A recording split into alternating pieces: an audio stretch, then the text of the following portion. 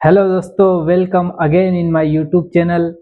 जैसा कि हमने लास्ट क्लास में यूनिट 4 के फर्स्ट लेक्चर में एक्सपेक्टोरेंट के बारे में डिस्कस किया था, उसमें हमने briefly potassium iodide and ammonium chloride के बारे में पढ़ा था।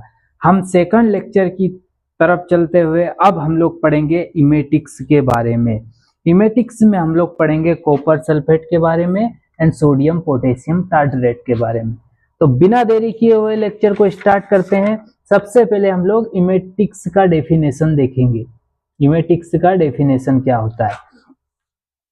ए drug which aids in empty the stomach by inducing vomiting is known as emetic. क्या होता है कि ऐसे ड्रग, ठीक है, जो क्या करते हैं स्टोमक को खाली करने में, एम्प्टी स्टोमक, एम्प्टी का मतलब होता है खाली होना, स्टोमक को एम्प्टी करने में सहायता देते हैं। ठीक है, एड्स यानी सहायता करना, किसके द्वारा? बाय इंड्यूस वोमिटिंग, इंड्यूस करना है किसी चीज को बढ़ा देना, वोमिटिंग के थ्रू मतलब उल्टी के द्वारा, उसी को क्या बोलते हैं हम लोग? एमेटिक बोलते हैं। ठीक है, emetics. Vomiting is also known as emesis and throwing up among other term is the involuntary forcefully expulsion of the contents of one stomach through the mouth।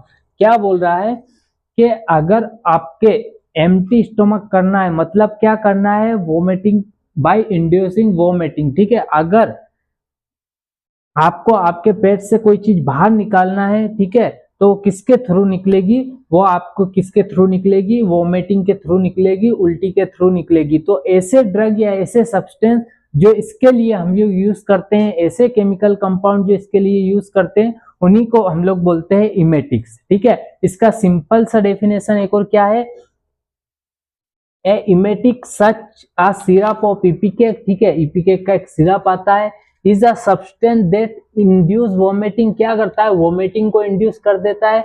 When administered orally और by injection. क्या करते हैं? या तो हम इसको mouth के through, orally यानी माउथ के थ्रू लेते हैं, या इंजेक्शन के थ्रू लेते हैं। ऐसे सब्सटेंस जो क्या करते हैं? वोमिटिंग कराते हैं, उन्हीं को हम लोग बोलते हैं इमेटिक्स। ठीक है, इसका इमेटिक्स वर्ड आया आपका इमेसिस से, जिसका मतलब होता है वोमिट करा देना। ठीक है, टू वोमिट। अब इसके कैरेक्टरिस्टिक, जैसे लास्ट क्लास में अमोनियम क्लोराइड के बारे में आप लोगों को बताया था, क्या करता है? किसी भी कंपाउंड की प्रॉपर्टी जानने के लिए हमको क्या करना चाहिए? उसके गुण पता होना चाहिए, कैरेक्टरिस्टिक पता होना चाहिए, क्या नहीं करना चाहिए। ठीक है, नॉन टॉक्सिक होना चाहिए, non interactive with other drug. क्या करना चाहिए? इंटरेक्शन कोस नहीं करना चाहिए। फॉर एग्जांपल के लिए आपको वोमिटिंग भी कराना है, ठीक है, वोमिट भी करना है आपको, और साथ में आपको वीकनेस भी हो रहा है, ठीक है, तो आपने और एक और दवाई उसके साथ ले ली है, तो क्या नहीं होना चाहिए? इन दो दवाइयों के बीच इंटरेक्शन कोस नहीं होना चाहिए। ठीक है, D avoid of side effect. क्या करना चाहिए? साइड इफेक्ट से अवॉइड होना चाहिए, अवॉइड करना चाहिए। नॉन इरिटेंट, ठीक है, इरिटेशन प्रॉपर्टी नहीं होना चाहिए। Short onset of action. ठीक है, शॉर्ट ऑनसेट ऑफ एक्शन का मतलब होता है कि लंबे समय तक इफेक्ट नहीं देना चाहिए। ऐसा नहीं कि आपने दवाई सुबह खाई, शाम तक आप उल्टी करे जा रहे हैं, उल्टी करे जा रहे हैं, तो ऐसा नहीं होना चाहिए। ठीक है, आपने दवाई खाई, दो एक बार उल्टी हुआ और ठीक हो गए आप, नहीं तो आपको और दूसरी प्रॉब्लम आ जाएगी। अगर आप उल्टी बंद नहीं कर रहे तो आपके शरीर से पूरा पानी निकल जाएगा, आप डिहाइड्रेशन कोस कर जाओगे। ठीक है, तो ये चीजें होनी चाहिए। अब कौन कौन से एग्जाम्पल में पढ़ेंगे? कॉपर सल्फेट के बारे में और सोडियम पोटेशियम टार्टरेट के बारे में, इनके बारे में हम लोग ब्रीफली डिस्कस करेंगे। और कौन कौन से आते हैं? एंटीमनी पोटेशियम टार्टरेट भी आता है, इपिक्वाना भी आता है, और एपोमॉर्फिन भी आता है, एज ए एमेटिक यूज करते हैं। तो फर्स्ट हम लोग पढ़ते हैं कॉपर सल्फेट के बारे में। बिना देरी किए हुए लेक्चर को स्टार्ट करते हैं। दो ही पढ़ेंगे हम लोग, फर्स्ट है आपके सिलेबस में दो ही है, कॉपर सल्फेट के बारे में स्टार्ट करते हैं, उसके बाद हम सोडियम पोटेशियम टार्टरेट पढ़ेंगे। कॉपर सल्फेट का फॉर्मूला होता है CuSO4, मोलिकुलर वेट होता है 159.6, इसका लिख दिया है, अगले वाले का आप निकालना। सिनोनिम होता है इसका cupric sulphate, blue vitriol, blue stone, vitriol of copper and Raman vitriol. ठीक है, अब विट्रियोल, ठीक है, ब्लू इसका कलर होता है, जब आप इसको लेब में देखोगे कॉपर सल्फेट को, तो इसका कलर ब्लू होता है, इसका नाम ब्लू विट्रियोल लिखा है। ठीक है, विट्रियोल वर्ड आया आपका सल्फेट के लिए लिखते हैं, तो इसलिए इसका नाम हो गया ब्लू विट्रियोल।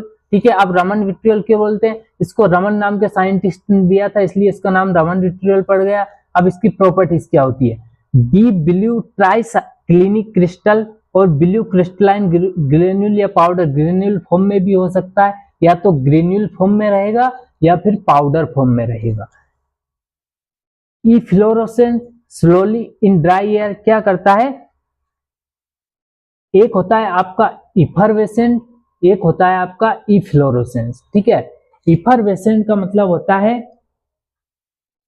क्या होता है इफरवेसेंट का मतलब कि आपने वाटर में कोई टेबलेट डाली या कुछ भी वाटर में डाला, उसमें से बबल निकल रहा, मतलब CO2 गैस निकल रही, तो उसको क्या बोलते हैं, इफरवेसेंस। ठीक है, अब इफ्लोरोसेंस का मतलब होता है, आपको लास्ट क्लास में मैंने बताया था इफ्लोरोसेंस। ठीक है, इफ्लोरोसेंस का मतलब होता है अगर आपका कोई कंपाउंड है, ठीक है, फॉर एग्जांपल ये आपका कंपाउंड है, आपने इसको क्या कर दिया, एयर में रख दिया, ड्राई एयर में रख दिया, तो ये अपना फॉर्म क्या करेगा, इसमें से जो मॉइस्चर है उसको रिलीज करके, मॉइस्चर रिलीज करेगा और क्या कर देगा, पाउडर फॉर्म में कन्वर्ट हो जाएगा या पाउडरी फॉर्म में बन जाएगा, उसी को बोलते हैं इफ्लोर्स। ठीक है, तो क्या होता है, efflorescence slowly in dry air, freely soluble in water and slightly soluble in ethanol. ठीक है, किसमें सोल्यूबल है, वाटर में सोल्यूबल है और इथेनॉल में स्लाइडली सोल्यूबल है, मतलब कम सोल्यूबल। ठीक है, आप दो वर्ड का मतलब आप लोग जान लेना, इसमें कंफ्यूज मत होना, मैं डबल बता दे रहा आप लोगों को। एक होता है इफरवेसेंट, इफरवेसेंट आप लोग सुटिक्स में पढ़ोगे, एक होता है इफ्लोरोसेंस। ठीक है, इफ्लोरोसेंस ये होता है जो अभी आपने पढ़ा है कॉपर सल्फेट में। इफरवेसेंट होता है कि फॉर एग्जांपल ये आपके पास कोई सॉल्वेंट है या सॉल्यूशन है, कुछ भी है, इसमें आपने कोई टेबलेट या कोई कंपाउंड डाला, कंपाउंड डालने के बाद इसमें बबल हुए और बबल फॉर्म में CO2 निकल गया, to release CO2 in bubble form या एनी फॉर्म, ठीक है, गैस फॉर्म में, उसी को बोलते हैं इफरवेसेंस। ठीक है, तो ये आपका क्लियर हो गया प्रॉपर्टी। अब इसका रिएक्शन देख लेते हैं, कॉपर सल्फेट का सबसे पहले हम लोग रिएक्शन देख लेते हैं। अब इसका assay कैसे करेंगे उसके बारे में देखेंगे। The step involve in the assay of copper sulphate are, कौन कौन से स्टेप इन्वॉल्व है कॉपर सल्फेट के assay में। A suitable amount of copper sulphate is weigh and dissolve in water. Imagine करना आपने कॉपर सल्फेट लिया, उसको वे किया और वाटर में डिसोल्व कर लिया। उसके बाद आप क्या किए, potassium iodide and acidic acid are added in the above solution. क्या किए, पोटेशियम आयोडाइड को एंड एसिडिक एसिड को उसमें क्या किए हो, ऐड कर लिए हो। Iodine is obtained which is titrated with standard sodium thiosulphate solution using starch as a indicator. क्या करोगे, स्टार्च को एज ए इंडिकेटर यूज करोगे और क्या करोगे आप लोग, आयोडीन इज ऑब्टेन्ड, ठीक है, पोटेशियम आयोडाइड और एसिडिक एसिड का रिएक्शन कराओगे तो क्या करोगे, iodine is obtained which is titrate with standard sodium thiosulphate, sodium thiosulphate, standard sodium thiosulphate के साथ रिएक्शन करा दोगे आप लोग। ठीक है, जो आयोडीन ऑब्टेन्ड हुआ है उसका इसके साथ रिएक्शन करा दोगे। The titration is continue till the फेंट blue colour of solution appear. कैसा कलर, फेंट ब्लू कलर, तब तक ना आ जाए तब तक टाइट्रेशन रिएक्शन प्रोसेस करते रहोगे सॉल्यूशन का। उसके बाद 2 gram of potassium thiocyanate is added to the solution. ठीक है, क्या करोगे, पोटेशियम थायोसाइनेट को सॉल्यूशन को क्या करोगे, ऐड करोगे। Titration is perform till the blue colour vanishes. तब तक करवाओगे जब तक ब्लू कलर वेनिस ना हो जाए, मतलब गायब ना हो जाए। जब समझो अगर ब्लू कलर गायब हो गया मतलब आपके उसमें क्या है, कॉपर सल्फेट है। ठीक है, तो ये इसका assay हो गया। सबसे पहले आपको सोडियम थायोसल्फेट के साथ आयोडीन का रिएक्शन करवाना है, स्टार्च को इंडिकेटर की तरह यूज करना है, तब तक कराना है जब तक फेंट ब्लू कलर ना आ जाए। उसके बाद आपको क्या करना है, पोटेशियम थायोसल्फेट से पोटेशियम थायोसाइनेट के साथ क्या करना है, अगेन टाइट्रेशन करवाना है और तब तक करना है तब तक ब्लू कलर वेनिस मतलब गायब ना हो जाए। अब इसका यूज देख लेते हैं। It is used in agriculture, किसमें यूज करते हैं, एग्रीकल्चर में यूज करते हैं। It is very versatile chemical with an extensive range use in industry, किसमें, इंडस्ट्री में यूज होना चाहिए। The synthetic fibre industry has found an application in the production of their raw material. क्या होता है कि बहुत सारे रॉ मटेरियल के प्रिपरेशन में भी इसका यूज देखा गया है, तो इन सब चीजों में इसका यूज होता है कॉपर सल्फेट का।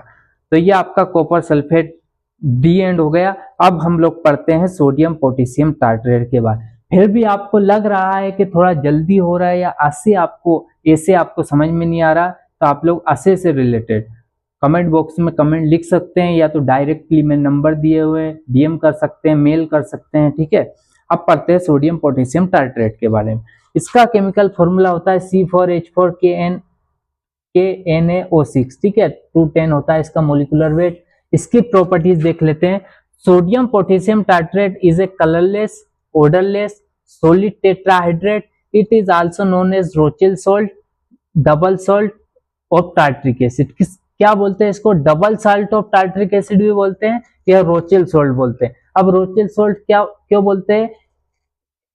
एक साइंटिस्ट थे, वहां पे उस सिटी का नाम रोचेल था, इसीलिए इसका नाम रोचेल सोल्ट पड़ गया। जिस साइंटिस्ट ने इसको खोजा था वो वहां जिस सिटी के रहने वाले थे, उस सिटी का नाम था रोचेल, ठीक है, इसलिए इसका नाम रोचेल सोल्ट पड़ गया। मेथड ऑफ प्रिपरेशन देखते हैं, कैसे बनाओगे इसको। It can be prepared by neutralising a solution of sodium carbonate. क्या करोगे? सोडियम कार्बोनेट के सॉल्यूशन को न्यूट्रलाइज कर लोगे विथ पोटेशियम बाइटार्ट्रेट के साथ, ठीक है। The solution is boiled for a while at heated at temperature 60 degree Celsius पर उसको हीट कर लोगे सॉल्यूशन को, दोनों को बनाया। For the completion of the reaction, completion of the reaction and for the neutrality adjust. क्या करोगे? जब तक 60 डिग्री सेल्सियस, जब तक पूरी रिएक्शन खत्म ना हो जाए और न्यूट्रलिटी को एडजस्ट ना हो जाए, मतलब न्यूट्रल ना हो जाए। The solution is concentrated to crystallisation and then filter. क्या करोगे? सॉल्यूशन को कॉन्सेंट्रेट कर लोगे। क्रिस्टल कॉन्सेंट्रेट का क्या मतलब? द सॉल्यूशन इज कॉन्सेंट्रेट, जब कॉन्सेंट्रेट हो जाएगा मतलब लास्ट में जब ज्यादा हीट के कारण क्या हो जाता है? कॉन्सेंट्रेट हो जाता है सॉल्यूशन, उसके बाद क्या बचता है? क्रिस्टल फॉर्म में आ जाएगा, उसके बाद उसको फिल्टर कर लोगे कूल करने के बाद। अब इसका रिएक्शन देख लेते हैं। पोटेशियम टार्ट्रेट का रिएक्शन, KH4H4O6 का रिएक्शन Na2CO3 सोडियम कार्बोनेट से कराते हो तो सोडियम पोटेशियम टार्ट्रेट आपका बन जाता है, ठीक है। ये दोनों रिएक्शन को देखना, KHC4H4O6 Na2CO3 इन दोनों का रिएक्शन कराएंगे तो आपका Na यहाँ से आ जाएगा, ठीक है। K वाला पार्ट आपका ये है C4H4O6 यहाँ से, वाटर वाला पार्ट यहाँ से CO2 रिमूव हो जाएगा। इसका स्टोरेज कंडीशन क्या है? स्टोरेज इन ए टाइटली क्लोज कंटेनर में बंद करके रखना है। इसका यूज देख लेते हैं। It has been used as medicinally as a laxative and purgative का आपको पूरा briefly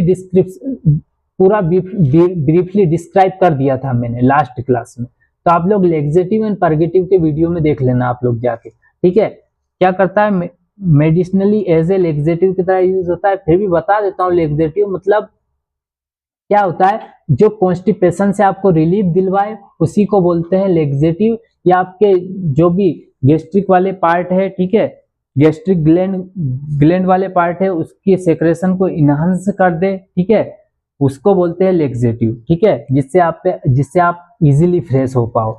it is used as an emetic for removing the toxic substance from the body in cause of poisoning.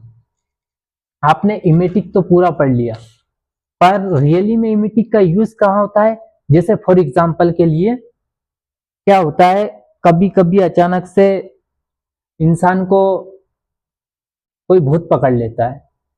भूत पकड़ने के कारण वो क्या करता है कि पता नहीं उस पर कैसा नशा आ जाता है उसको कि इंसान जहर खाने की कोशिश करता है। जहर खाने की कोशिश में क्या करता है? उसको पता है ऐसा जहर खाता है, वो ऐसा पॉइजन लेता है कि जिससे उसकी मौत नहीं होगी, तो वो इतने कम अमाउंट में लेगा और ऐसा जहर लेगा जिससे उसकी मौत नहीं होगी, पर इतना जहर लेगा कि वो बेहोश हो जाएगा। तो आप बेहोश हो जाने की कंडीशन में पॉइजन तो लिया है, उसको तो कैसे न कैसे निकालना है। तो जब टॉक्सिक सब्सटेंस को शरीर से बाहर निकालना है, जो पॉइजन लिया है उसने उससे शरीर से बाहर निकालना है, तभी हम लोग इमेटिक यूज करते हैं। कभी कभी आप लोगों ने घर पे देखा होगा, घर वाले क्या करते हैं, इमेटिक में एक्टिवेटेड चारकोल भी यूज करते हैं, कोयला दे देते हैं, कभी कभी किसी को राई दे देते हैं, मतलब घर पे एज ए घर वाले नुस्खा बता रहा। बाकी डॉक्टर तो एज ए मेडिसिन की तरह उसको ट्रीट करते हैं, जब आप हॉस्पिटल में ले जाओ कंडीशन ज्यादा खराब हो जाए, तो इसमें आप लोग इमेटिक का यूज करते हो। तो आप लोगों का इमेटिक वाला पार्ट भी यहाँ चैप्टर 2 लेक्चर 2 भी आपका कंप्लीट हो गया है। अब हम लोग लेक्चर 3 में आगे डिस्कस करेंगे। जो आपके 3 पार्ट बच गए हैं, एस्ट्रीजेंट वाला बच गया है आपका, पॉइजन एंड एंटीडोट बच गया है, और आपका लास्ट में आपका हिमेटेनिक्स वाला part, haematinics, poison, antidote and astringent. ये लेक्चर लास्ट वाले 3 लेक्चर में हम लोग कंप्लीट कर लेंगे। छोटे छोटे वीडियो बना रहा हूं ताकि आपको कोई प्रॉब्लम ना आए याद करने में, या कुछ भी ऐसा प्रॉब्लम जिससे आपको बोरिंग लगे। ठीक है, तो आपको एक साथ यूनिट चाहिए तो एक साथ पूरा एक साथ वीडियो मर्ज करके दे दूंगा। अलग अलग इसलिए डाल रहा हूं ताकि आपको कुछ ऐसा बोर फील ना हो, आप थोड़ा फ्रेशली माइंड से हर चीज पढ़ सके। कुछ लोगों के मैंने लास्ट क्लास में बोला था कि एग्जाम हो गए हैं, कुछ लोगों के आने वाले, जैसे AKTU का टेंटेटिव शेड्यूल 6 का था, अब 16 का हो गया, मतलब फिक्स डेट हो गया, तो आपके भी एग्जाम आने वाले ही है लगभग, तो आपके लिए बहुत हेल्पफुल रहेगा वीडियो। Thank you. अगर आपको अच्छा लगा हो तो चैनल को सब्सक्राइब करिए, लाइक करिए।